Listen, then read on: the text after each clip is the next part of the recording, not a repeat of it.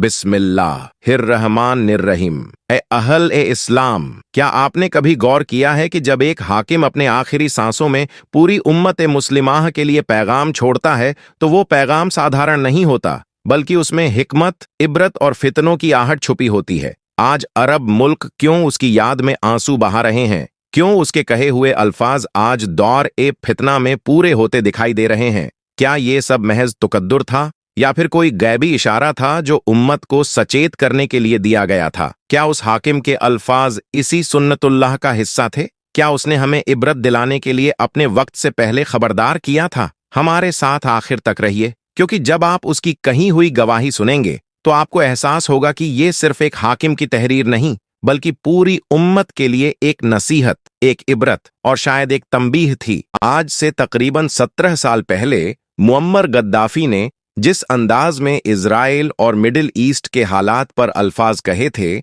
आज वही हर्फ बहर्फ हकीकत में तब्दील हो रहे हैं। खासकर वो तमाम अरब हुक्काम जो उस वक्त गद्दाफी की बातों को सुनकर हंस रहे थे और समझ रहे थे कि शायद कोई पागल दीवानों जैसी बातें कर रहा है, आज वही लोग जरूर उस बयान को याद करके आंसू बहा रहे होंगे। गद्दाफी पर तफसील से गुफ्तगू तो आगे होगी ही, मगर उससे पहले हेनरी किसिंजर से मंसूब वो मशहूर जुमला सुनना जरूरी है कि यह खतरनाक हो सकता है अमेरिका का दुश्मन बनना, लेकिन अमेरिका का दोस्त बनना घातक है। यानी साफ लफ्जों में कहा जाए तो अमेरिका का दुश्मन होना खतरनाक हो सकता है, मगर उसका दोस्त होना जानलेवा साबित होता है। और आज के वक्त में इस बात को कतर, कुवैत, बहरीन, सऊदी अरब और यूएई जैसे अरब मुल्कों से बेहतर कौन समझ सकता है, जिन्होंने लंबे अरसे तक अमेरिका की दोस्ती पर एतबार किया और उसकी गोद में बैठकर यही उम्मीद बांधी कि जब भी दुश्मन ए इस्लाम हमला करेंगे तो अमेरिका उनकी हिफाजत करेगा। लेकिन जब दोहा की सरजमीन पर इजराइल ने पहली बार एयर स्ट्राइक की, जो अरब दुनिया की तारीख में किसी भी खलीजी मुल्क पर पहली इजरायली स्ट्राइक थी, तो इसने इन सब की जड़ों तक को हिला डाला। अब अगर मुअम्मर गद्दाफी के मामले पर लौटें तो यह सन 2008 की बात है, जब अरब लीग का इजलास दमिश्क, सीरिया में हुआ। उसी इजलास में गद्दाफी ने अरब उम्माह के तमाम बड़े लीडर्स की मौजूदगी में वो यादगार खिताब दिया था, जिसे आज भी दुनिया तब तक याद रखेगी जब तक अमेरिका का निफाकी निजाम दुनिया पर हावी है। असल में यह तकरीर अरब जबान में काफी लंबी थी, मगर हम यहाँ उसका एक छोटा और अहम हिस्सा बयान करते हैं। गद्दाफी ने इराक और शहीद सद्दाम हुसैन का जिक्र करते हुए कहा था, इराक पर हमला करने की वजह आखिर क्या थी? क्या उसामा बिन लादेन इराकी था? नहीं। क्या न्यूयॉर्क पर हमला करने वाले इराकी थे? नहीं। क्या पेंटागन पर हमला करने वाले इराकी थे? नहीं। क्या इराक के पास वाकई में मास डिस्ट्रक्शन के हथियार थे? बिल्कुल नहीं। और अगर होते भी तो क्या दुनिया के और मुल्कों के पास नहीं है? अमेरिका, ब्रिटेन, फ्रांस, चीन, भारत, पाकिस्तान सबके पास हैं। तो क्या हमको इन सबके खिलाफ भी जंग छेड़ देनी चाहिए? सबको बर्बाद कर देना चाहिए? आखिर इराक की बेकसूर कौम और उसके 10 लाख मुसलमानों का खून बहाने का क्या औचित्य था? इस खिताब के दौरान गद्दाफी ने उन तमाम अरब हुक्काम को भी आईना दिखाया था जो हमेशा से ही अमेरिका की गोदी में बैठे रहते हैं। उन्होंने तंजिया लहजे में कहा, क्या हमारे ये अमरीकी दोस्त इस जुल्म का कोई जवाब रखते हैं? मगर वहां मौजूद लीडर्स बस मुस्कुराते रहे। मुअम्मर गद्दाफी ने फिर कहा कि एक बाहरी ताकत आती है, उम्माह की सरजमीन पर कब्जा करती है और हमारी खिलाफत को तबाह करती है, और हम सिर्फ तमाशबीन बनकर देखते रहते हैं। उसने उम्माह की सरजमीन पर कब्जा किया और फिर हमारे एक लीडर, हमारे रहबर यानी शहीद सद्दाम हुसैन को फांसी पर चढ़ा दिया।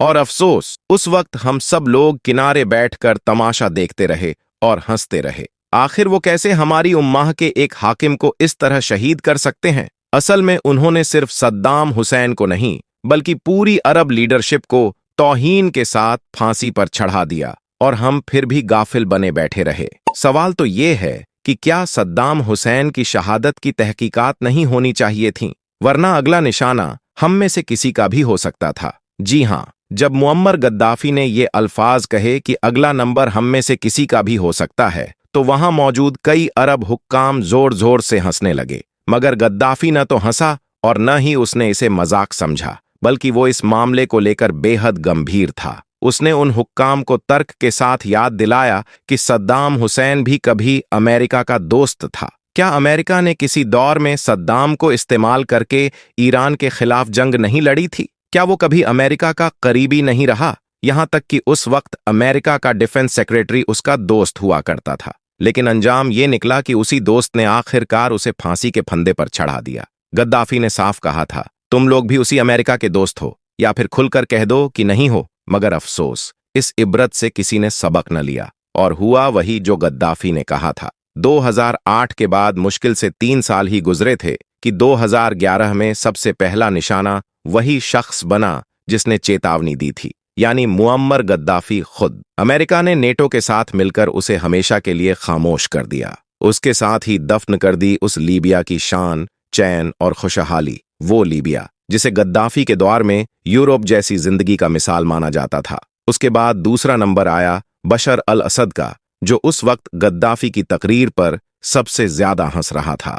लेकिन उसके लिए राहत की बात यह रही कि उसके पास रूस जैसा एक मजबूत हलीफ था, जिसने उसे और उसकी हुकूमत को कुछ सालों तक गिरने से बचा लिया। और फिर 2024 से 25 में जब उसकी हुकूमत डगमगाई भी, तो रूस की मदद से कम अपनी जान बचाने में कामयाब रहा। इसके बाद दुश्मन इस्लाम अमेरिका ईरान की तरफ बढ़ा। उस वक्त भी अरब हुक्काम यही समझते रहे कि ईरान तो उसका खुला दुश्मन है, तो हमें क्या खतरा। मगर उन्हें एहसास ही नहीं था कि मुअम्मर गद्दाफी की जुबान से निकले हुए अल्फाज पत्थर की लकीर साबित होंगे। और आज दोहा पर हुई स्ट्राइक के बाद ये साफ हो चुका है कि अब तगूत ताकतों का हमला सीधा इन्हीं मुल्कों पर शुरू हो चुका है। यही वजह है कि ये तमाम अरब हुक्काम आज बेहद परेशान, उलझे हुए और हिले हुए नजर आ रहे हैं। असल वजह यह है कि ईरान जैसे मुल्क भले ही अमेरिका के मुकाबले में कमजोर हों, मगर वो बिल्कुल खाली हाथ नहीं। उनके पास अभी भी